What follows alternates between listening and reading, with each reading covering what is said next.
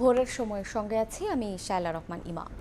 প্রখর খরতাপে পুড়ছে উত্তরাঞ্চল, গাছের অভাবে দীর্ঘ হচ্ছে তাপদহন।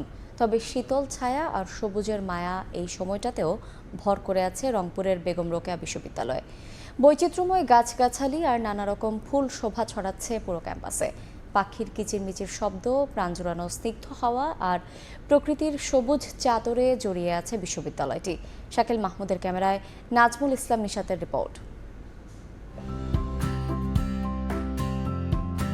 ডালপালা মেলে সবুজের মাঝে ফুটন্ত গোলাপি রঙের ফুলের সৌন্দর্য মোহিত করবে যে কাউকেই। প্রতিটি ডালে শোভা পাচ্ছে সদ্য ফুটন্ত ছোট্ট ছোট্ট ফুল। দেশে হাতে গোনা দু একটি দুর্লভ গাছের মধ্যে এটি একটি, নাম তার লাল সোনাই। লাল সোনাই ছাড়াও কুম্ভী, কানাইডিঙ্গা, সুন্দরী, পুত্রঞ্জীব, উদয়পদ্ম, নিশিন্দার মতো 4 শতাধিক দুর্লভ প্রজাতির গাছ রয়েছে ক্যাম্পাসটিতে। সে কারণে বৃক্ষপ্রেমীরা সুযোগ পেলেই এখন ঘুরতে আসেন তাদের পছন্দের এই জায়গাটিতে।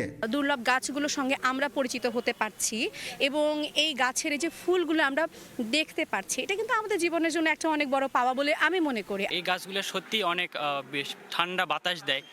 গাছগুলোর জন্য আমাদের মনে হয় যে গাছগুলোর জন্য আমাদের ক্যাম্পাসের আশেপাশের পরিবেশে গরম অনেকটা কম অনুভূত হয়। মূল ফটক পেরিয়ে প্রবেশ করতেই চোখে পড়বে রাস্তার দুধারে সারি সারি রক্তরাঙা কৃষ্ণচূড়া, জারুল গাছ, দেবদার ও সুশোভিত সড়ক আর সদ্য ফুটন্ত ঘাসফুল ক্যাম্পাসে সৌন্দর্যের নতুন মাত্রা যোগ করেছে। তপ্ত তাপপ্রবাহে বন্ধুদের আড্ডা কিংবা প্রকৃতির স্পর্শ নিতে এখন ক্যাম্পাসে বেড়েছে দর্শনার্থীদের আনাগোনা। পরিচিতি পেয়েছে বৃক্ষ ভাণ্ডার বা বৃক্ষ মিউজিয়াম হিসেবেও।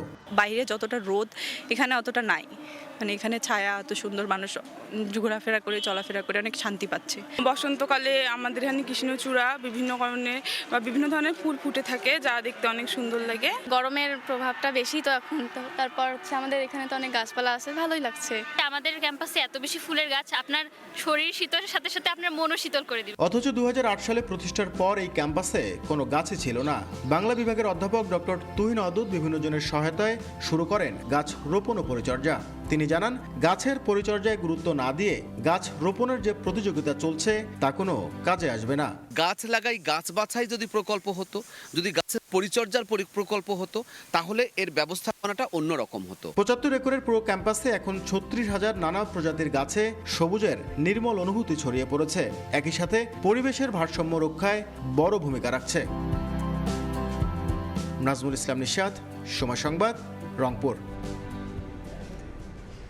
বিদ্যুৎ উৎপাদন সহ বিভিন্ন ক্ষেত্রে বিশ্বে বাড়ছে চতুর্থ প্রজন্মের পারমাণবিক প্রযুক্তির ব্যবহার।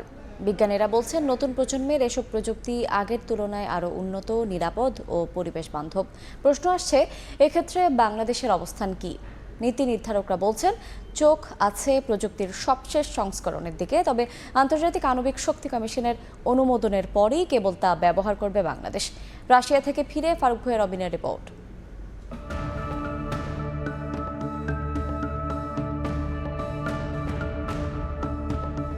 পারমাণবিক শক্তির শান্তিপূর্ণ ব্যবহারে প্রযুক্তির উন্নততর সংস্করণে চলছে নানামুখী গবেষণা, যার ফলাফল চতুর্থ প্রজন্মের প্রযুক্তি। প্ররিফ বা যুগান্তকারী নামের প্রকল্পের আওতায় রাশিয়ার সাইবেরিয়া অঞ্চলের সেভিয়ার্সকে গড়ে উঠছে 300 মেগাওয়াটের পারমাণবিক বিদ্যুৎ কেন্দ্র, যেখানে বসবে চতুর্থ প্রজন্মের রিঅ্যাক্টর ব্রেস্ট ওডি 300। নতুন প্রজন্মের পারমাণবিক প্রযুক্তির প্রয়োগে এখানে থেমে নেই রাশিয়া। দেশটির ভুলিয়ার্স্ক নিউক্লিয়ার পাওয়ার প্ল্যান্টে গিয়েও দেখা গেল কেন্দ্রটিতে চলছে 5ম ইউনিট নির্মাণের প্রস্তুতি, যেখানে বসবে চতুর্থ প্রজন্মের রিঅ্যাক্টর BN-1200, আর তা উৎপাদনে আসার কথা 2032 সাল নাগাদ। সম্প্রতি রাশিয়ার সোচিতে অনুষ্ঠিত অ্যাটম এক্সপোর মূল বার্তা ছিল চতুর্থ প্রজন্মের পারমাণবিক প্রযুক্তির বিকাশ। প্রশ্ন আসে, এমন কি বিশেষত্ব আছে এতে যা বিশ্বকে দেবে নতুন কিছু? রুশ বিজ্ঞানী ও প্রকৌশলীরা যা বলছেন তাতে সহজ ভাষায় দাঁড়ায়, অর্থনীতি, নিরাপত্তা আর পরিবেশগত দিক বিবেচনায় চতুর্থ প্রজন্মের প্রযুক্তি হবে আরও উন্নত, সাশ্রয়ী ও নিরাপদ, কমাবে কার্বন নিঃসরণ, অত্যাধুনিক রিঅ্যাক্টর বা চুল্লি সক্ষম হবে, আরও দক্ষতার সঙ্গে বিদ্যুৎ উৎপাদনে। জ্বালানির প্রাপ্যতা নিয়েও ভাবতে হবে না তেমন। ব্যবহৃত জ্বালানি স্পেন্ট ফুয়েল পুনরায় ব্যবহারের মাধ্যমে করা যাবে বিদ্যুৎ উৎপাদন। রিঅ্যাক্টর বা চুল্লির আকৃতি ছোট হওয়ায় অল্প জায়গাতেই তৈরি করা যাবে পারমাণবিক বিদ্যুৎ কেন্দ্র। There is a criteria which is aimed for the future development of the nuclear energy. and this is criteria is set according to environmental impact, economically benefits, safety in the first place. বাংলাদেশের একমাত্র পারমাণবিক বিদ্যুৎ প্রকল্প রূপপুরে বসানো reactor VVR-1200 3+ generation প্রযুক্তির, যা চতুর্থ প্রজন্মের আগে সবশেষ সংস্করণ। স্বাভাবিকভাবেই প্রশ্ন আসে, রূপপুরের দ্বিতীয় প্রকল্পে কোন ধরনের প্রযুক্তির কথা ভাবছে বাংলাদেশ? আমরা দেখব সে ডিজাইনের প্রবণতা, আইএর সাথে যোগাযোগ করব যে একটা জেনারেশন 4 রিয়েক্টর কনস্ট্রাকশন করতে গেলে ইন্টারন্যাশনাল গাইডলাইন্স কি।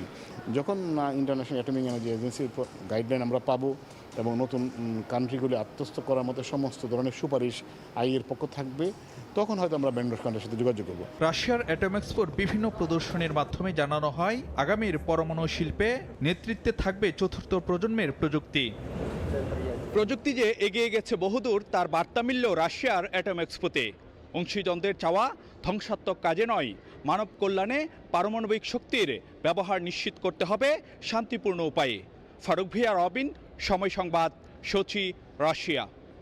বাংলাদেশের উন্নয়ন দেখতে পেলেও কালো চশমা পরা বিএনপি দেখতে পায় না, এতে দলটির লজ্জা পাওয়া উচিত বলে মন্তব্য করেছেন আওয়ামী লীগ সাধারণ সম্পাদক ওবায়দুল কাদের। রোববার শেখ জামালের ৭১তম জন্মবার্ষিকী উপলক্ষে বনানী কবরস্থানে শ্রদ্ধা জানিয়ে একথা বললেন তিনি বলেন, দ্বাদশ জাতীয় নির্বাচনে কোনো বিদেশি শক্তির চাপ অনুভব করেনি সরকার। জাতির জনক বঙ্গবন্ধু শেখ মুজিবুর রহমানের দ্বিতীয় ছেলে মুক্তিযোদ্ধা সেনা অফিসার লেফটেন্যান্ট শেখ জামালের ৭১তম জন্মদিনে রাজধানীর বনানী কবরস্থানে জানানো হয় ফুলেল শ্রদ্ধা। সমাধিতে প্রথমে প্রধানমন্ত্রী ও পরে দলের পক্ষ থেকে ফুল দিয়ে শ্রদ্ধা জানান আওয়ামী লীগের সাধারণ সম্পাদক ওবায়দুল কাদের। এরপরে শেখ জামালের সমাধিতে শ্রদ্ধা জানায় যুবলীগ, ছাত্রলীগ, স্বেচ্ছাসেবক লীগ, মহিলা আওয়ামী লীগ সহ দলের অন্যান্য নেতৃবৃন্দ। এ সময় বঙ্গবন্ধু পরিবারের সদস্যদের আত্মার শান্তি কামনায় দোয়া ও মোনাজাত করা হয়। শ্রদ্ধা জানানো শেষে ওবায়দুল কাদের বলেন, চোখে কালো চশমা থাকায় বাংলাদেশের উন্নয়ন দেখতে পায় না বিএনপি। পাকিস্তানের সঙ্গে তো প্রীতি তাদের, বন্ধুত্ব তাদের, সেই পাকিস্তানও আজ বাংলাদেশের উন্নয়ন দেখতে পায়। একসময় বোঝা ভাবত, এখন লজ্জিত হচ্ছে পাকিস্তানের প্রধানমন্ত্রী। এতে রিজভিদেরই লজ্জা পাওয়া উচিত।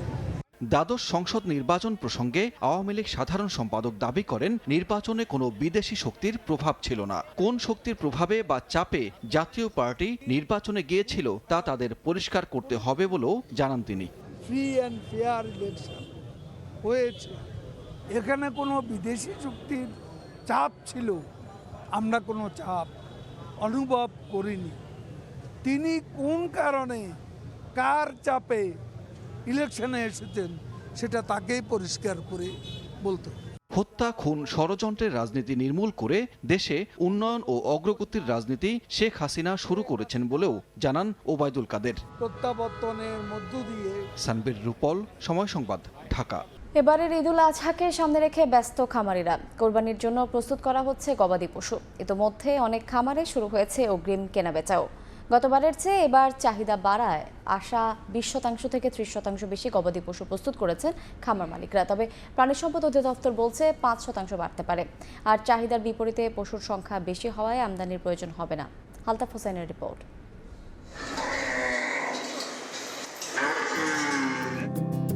এবার কুরবানির বেচাকিনা আকর্ষণীয় করতে গবাদি পশুর নাম রাখা হয়েছে রঙিন পর্দার তারকাদের নামে। ডিগবাজিদের জন্য নাম রাখা হয়েছে জায়েদ খান, ওইটা হলো ডিপজল আর এটা হলো সাবেক খান। সুন্দর গোলগাল এবং সবাই আদর করে বিধা আমরা নাম দিয়েছি পরিমণি। খাবার, পানি আর পরম আদর যত্ন করে পরিচর্যা করা হচ্ছে শাকিব খান, জায়েদ খান, পরিমণি ও ডিপজলকে। আসন্ন কোরবানির জন্য প্রস্তুত করা হয়েছে তাদেরকে। প্রতি বছরের মতো এবারও বিভিন্ন জাতের গরু মহিষের সমারোহ দেখা যাচ্ছে খামারগুলোতে। রাজধানীর কেরানীগঞ্জের এই খামারটিতে আসন্ন কোরবানি উপলক্ষে প্রস্তুত করা হয়েছে 3000-এর বেশি গবাদি পশু। গত বছর এই সংখ্যাটি ছিল 2000-এর মতো। খামারিদের ধারণা, এবার কুরবানিতে পশুর চাহিদা থাকবে বেশি। গত বছর কিন্তু প্রায় 2000+ আমরা গরু সেল করছিলাম, আর আমরা ঈদের ঠিক 15 দিন আগেই মোটামুটি 100% আমরা সোল্ড করে ফেলছি। ইনশাল্লাহ আমরা আমাদের সব গরুগুলো সেল করে দিতে পারবো। খামারগুলোতে সবচেয়ে বেশি দেখা মিলছে শাহিওয়াল জাতের গরু, তবে চাহিদার কথা চিন্তা করে রাখা হয়েছে দেশি জাতের গরুও। 1 থেকে শুরু করে 8 লাখ টাকা মূল্যের গরুও মিলছে খামারগুলোতে। ইতোমধ্যেই অনেক ক্রেতা খামারে এসে অগ্রিম কিনে রাখছেন পছন্দের কোরবানির পশু, তবে দাম বৃদ্ধির অভিযোগ তাদের। 3টা গরু কিনছি আর কি, আমার গ্রামের বাড়ির জন্য একটা, ঢাকার যেখানে থাকি সেখানের জন্য 2টা। প্রাইসটা মনে হচ্ছে একটু বেড়ে যেতে পারে শেষের দিকে, তো এই জন্য আগে থেকে একটু ভালো গরু চুজ করে রাখতেছি। দেশে দিন দিন বাড়ছে কোরবানির পশুর চাহিদা, সেই সঙ্গে বেড়েছে এর সংখ্যাও। তাই কোরবানির জন্য আমদানির প্রয়োজন হবে না বলে জানান প্রাণী সম্পদ অধিদপ্তরের শীর্ষ কর্মকর্তা। আর দাম নিয়ে বাজারে যাতে অস্থিরতা তৈরি না হয় সেজন্য নজরদারি থাকবে বলেও জানান তিনি। বাজারে যখন একটু দাম বৃদ্ধি থাকে তখন মানুষ কিন্তু কোরবানির সংখ্যা কমায় দেয়, আবার যখন দাম অনেক কমে যায় তখন অনেক পশু জবাই করে আননেসেসারিলি।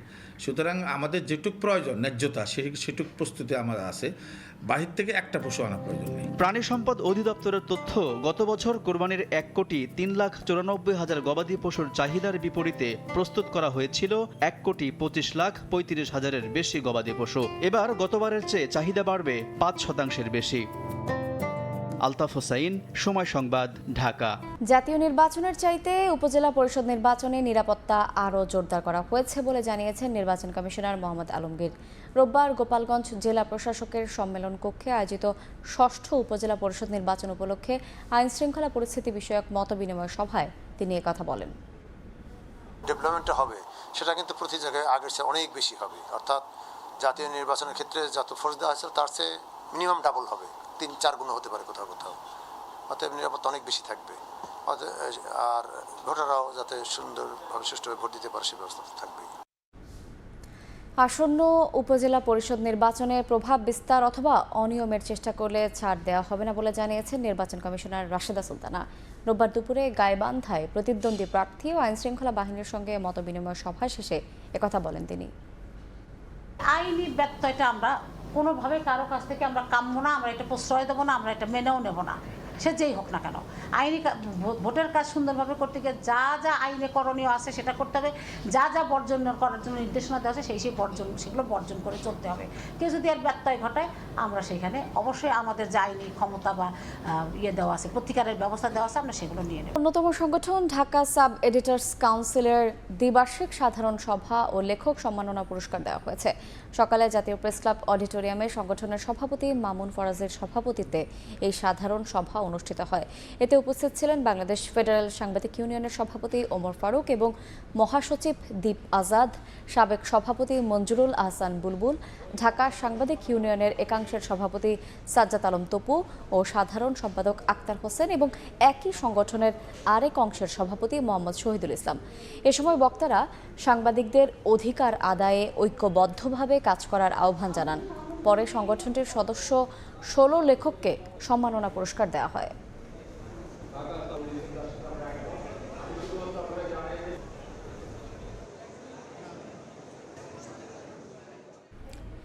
পানির সঙ্গে লবণ, কেএমএস এবং অ্যাসিটিক অ্যাসিড মিশিয়ে তার ভেতর মৌসুমী সবজি ও ফল রেখে দিলেই সংরক্ষিত থাকবে বছরের পর বছর।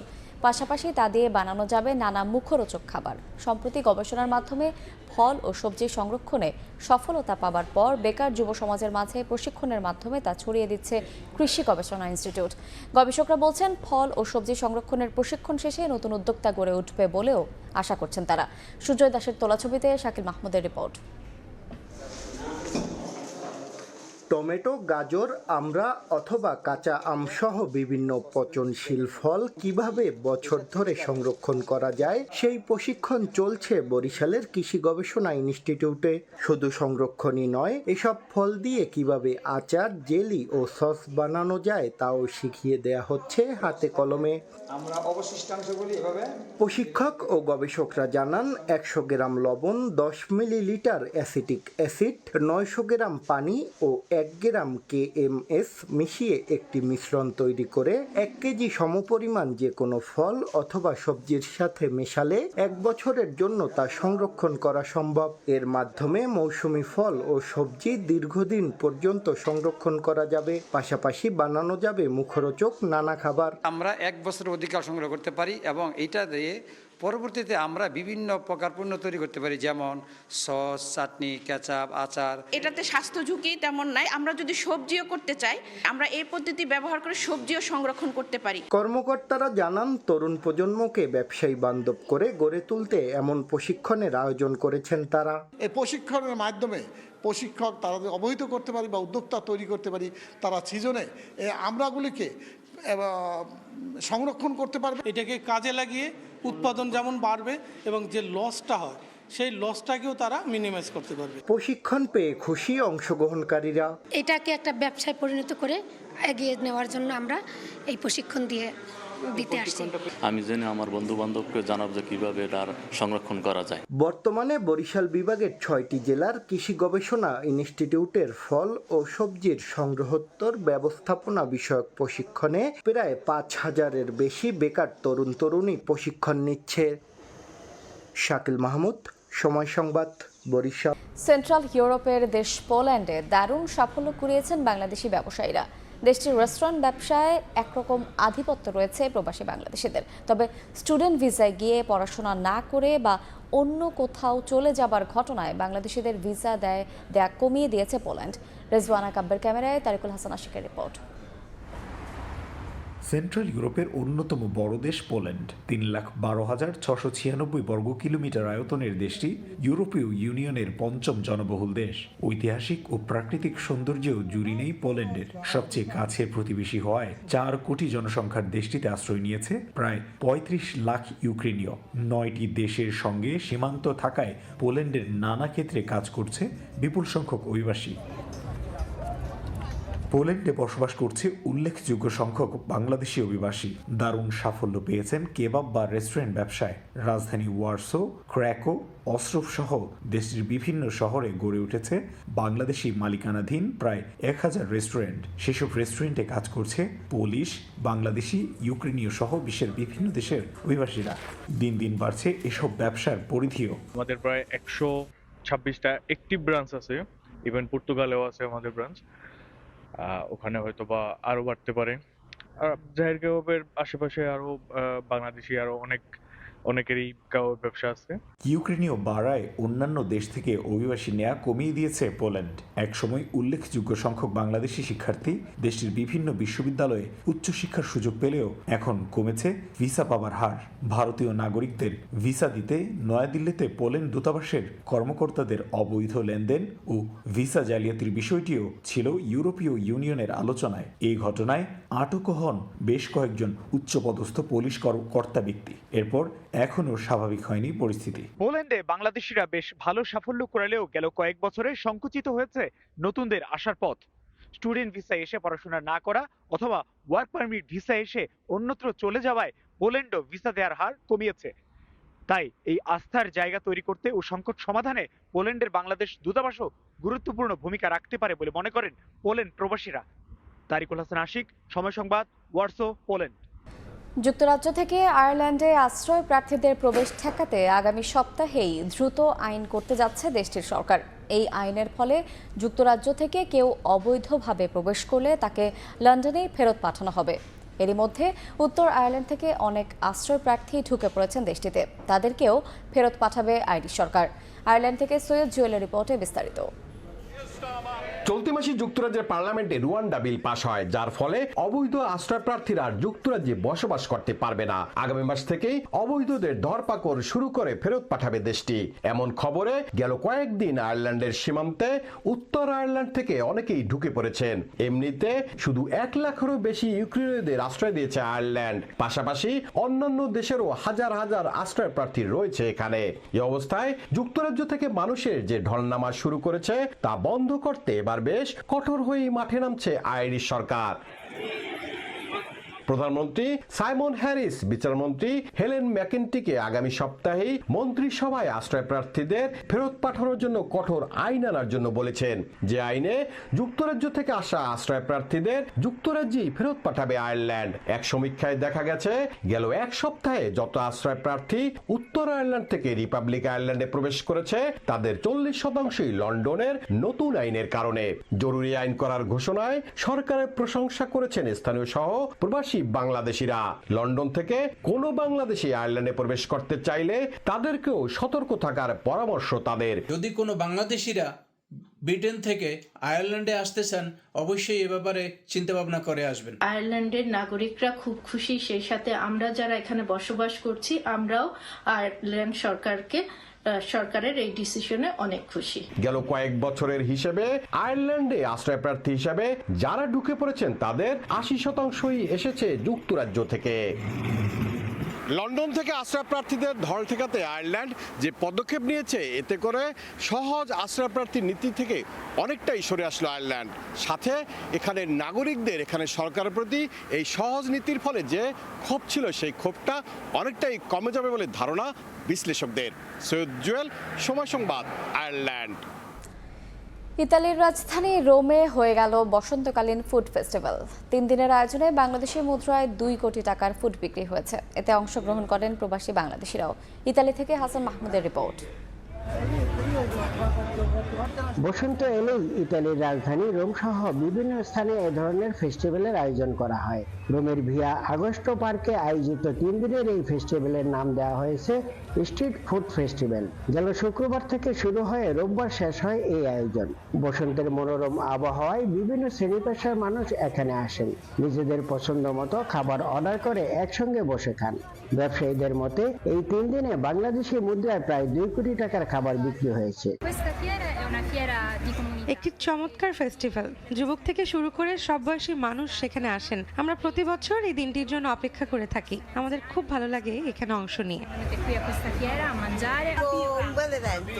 এখন চমৎকার আবহাওয়া, খুবই সুন্দর দিন কাটছে। 3 দিনে আমরা 1.5 লাখ ইউরোর বেশি খাদ্য বিক্রি করেছি। আমরা অনেক খুশি। বিভিন্ন ব্যবসা প্রতিষ্ঠানে কাজ করে থাকেন প্রবাসী বাংলাদেশিরাও। বসন্তকাল চলতেছে এখন, তো আমরা বসন্তকালে এই ফেস্টিভ্যালগুলি করে থাকি। তো এটার নাম হলো স্ট্রিট ফুড। রাস্তার খাবার অনেক সুস্বাদু এবং রাস্তার ফুটপাতের পাশে খুবই ভালো খাদ্য তৈরি হয় এবং মানুষ অনেক। রোমের বিভিন্ন স্থানে এখন Latin America, Ireland, India, Sri Lanka সহ বিভিন্ন দেশের নামে নানা আয়োজনে ফেস্টিভ্যাল হচ্ছে। তবে কোথাও দেখা যাচ্ছে না বাংলাদেশের নাম। সাধারণ প্রবাসীরা বাংলাদেশ নিয়ে এ ধরনের উদ্যোগ গ্রহণের আহ্বান জানিয়েছেন। ইতালির রোম থেকে হাসান মাহমুদ, সময় সংবাদ। সাকিব মুস্তাফিজকে না রেখে জিম্বাবুয়ের বিপক্ষে প্রথম 3 টি-20-র জন্য 15 সদস্যের দল ঘোষণা করেছে বাংলাদেশ ক্রিকেট বোর্ড। প্রথমবারের মতো টি-20 স্কোয়াডে ডাক পেয়েছেন ওপেনার তানজিদ তামিম। আর ইনজুরি শেষে দীর্ঘ 18 মাস পর ফিরেছেন allrounder Mohammad Saifuddin. Match fit না হওয়ায় নেই সৌম্য সরকার, বাদ পড়েছেন হাসান মাহমুদ। এদিকে পারফর্ম না করলেও স্রেফ সাকিবের অনুপস্থিতিতে জায়গা পেয়েছেন আফিফ হোসেন। নতুন নির্বাচক প্যানেলের প্রথম বড় অ্যাসাইনমেন্ট টি-20 বিশ্বকাপ। তার আগে জিম্বাবুয়ে সিরিজ, বন্দরনগরীতে প্রথম 3 ম্যাচের জন্য ঘোষিত টাইগার স্কোয়াড প্রত্যাশিত আর বিতর্কমুক্ত। সাকিব মোস্তাফিজ থাকছেন না জানাই ছিল আগে। 15 সদস্যের দলে তাই বাজিয়ে দেখার সুযোগ পেয়েছেন সিলেক্টর প্যানেল। প্রথমবারের মতো ডাক পেয়েছেন তানজিদ তামিম। 18 মাস পর ফিরেছেন মোহাম্মদ সাইফুদ্দিন। আর ডিপিএল এর পারফরমেন্সে ব্যাকআপ ওপেনার হিসেবে রাখা হয়েছে পারভেজ হোসেন ইমনকে। অধিনায়ক শান্তর সঙ্গে প্রত্যাশিতভাবেই আছেন হৃদয়, জাকের ও রিশাদ হোসেন। তবে স্কোয়াডের সবচেয়ে বড় পরীক্ষাটা হবে সম্ভবত মিডল অর্ডারে। মাহমুদুল্লাহ রিয়াদ ও শেখ মেহেদির মধ্যে বোলিং অ্যাবিলিটির কারণে এগিয়ে থাকবেন মেহেদি। তবে দলে সাইফুদ্দিন ফেরায় আর সাকিব ফেরার অপেক্ষায় থাকায় এই 3 জনে বিশ্বকাপ দলের স্কোয়াড থেকে বাদ পড়বেন যে কোনো একজন। পেস ইউনিট থেকে বাদ পড়েছেন হাসান মাহমুদ। সাইফুদ্দিন সহ 4 পেসারে ফাস্ট বোলিং ইউনিট বেশ পরিণত। ফিরটা অবশ্য বড় প্রশ্ন।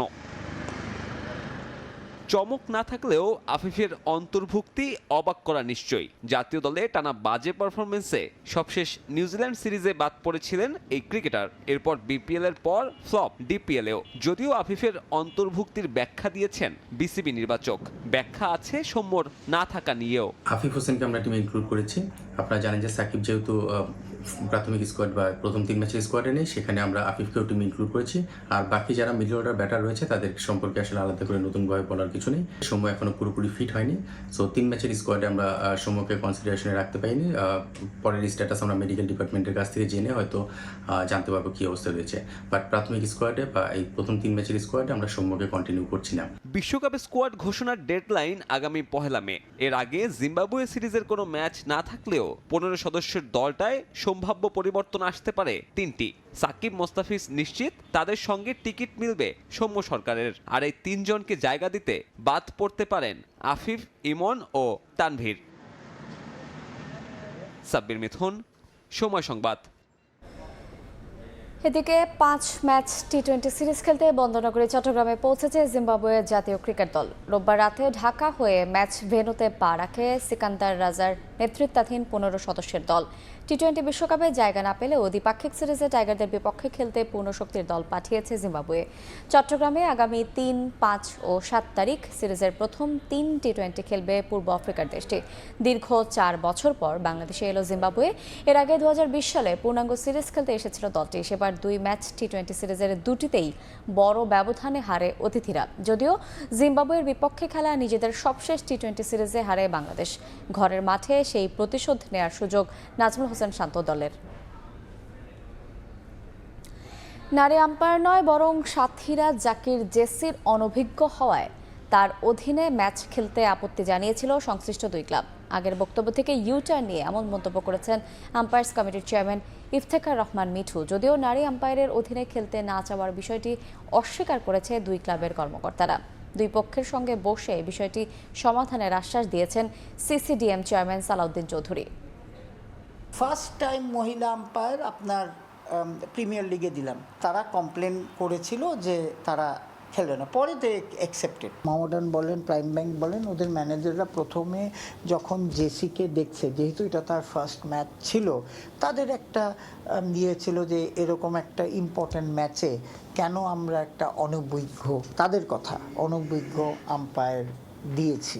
নারী আম্পায়ারের অধীনে 2 ক্লাবের খেলতে আপত্তি জানানোর বিষয়টি সামাজিক মাধ্যমে সমালোচিত হওয়ার পর নিজের বক্তব্য থেকে সরে আসলেন আম্পায়ার্স কমিটির চেয়ারম্যান। নারী হওয়া নয় বরং অনভিজ্ঞতার জন্য আপত্তি জানিয়েছিল মোহামেডান। তাহলে কেন শুধু নারী আম্পায়ার হওয়ার বিষয়টি সামনে আনা হলো?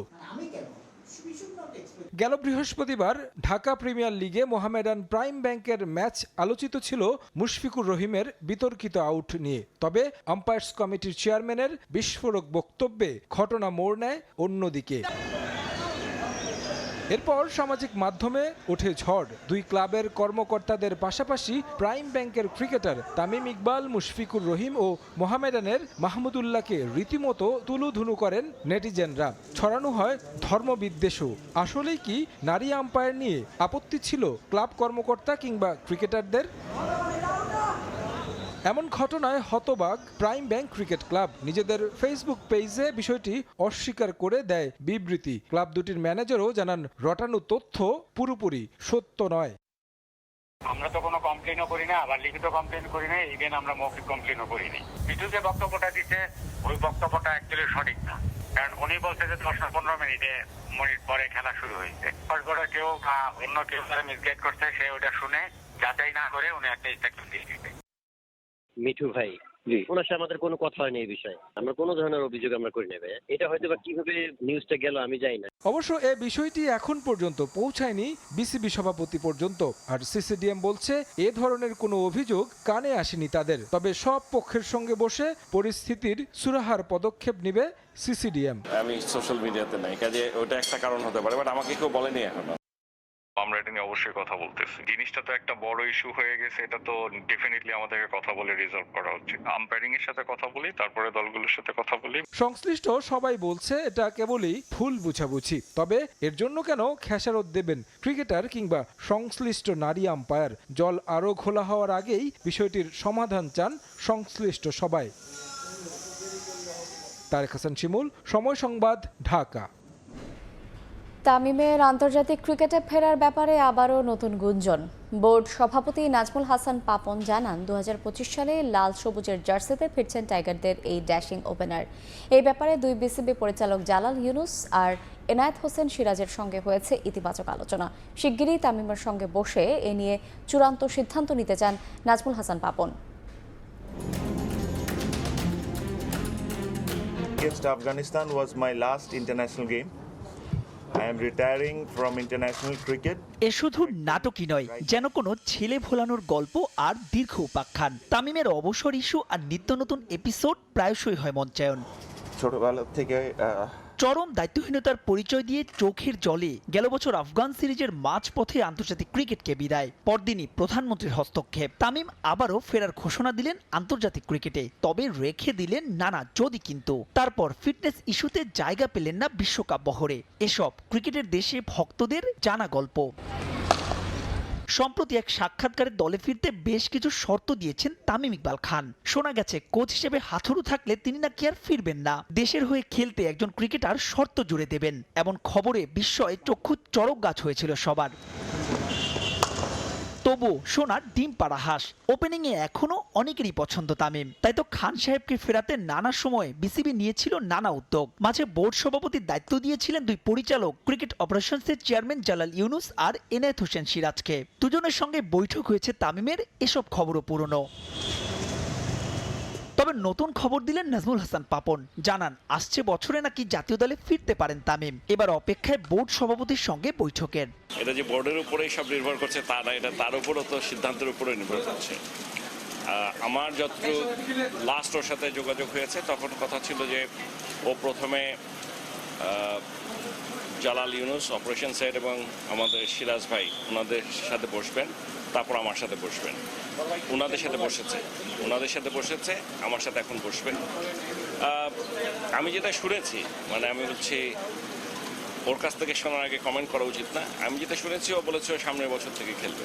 তবে বিপিএল এ নিয়মিত ব্যাট হাসলেও চলমান ঢাকা প্রিমিয়ার লিগে তামিমের পারফরমেন্স গড়পড়তা। তার চাইতেও বড় কথা আগামী বছরের ফেব্রুয়ারিতে বসার কথা ওয়ানডে ফরম্যাটের চ্যাম্পিয়ন্স ট্রফি। টি-20কে আগেই গুড বাই বলা তামিম আদৌ কোন ফরম্যাটে ফিরবেন, আর বাস্তবতা মেনে ওয়ানডে দলে তার জায়গা রয়েই যায়। মাহবুব রিমন, সময় সংবাদ।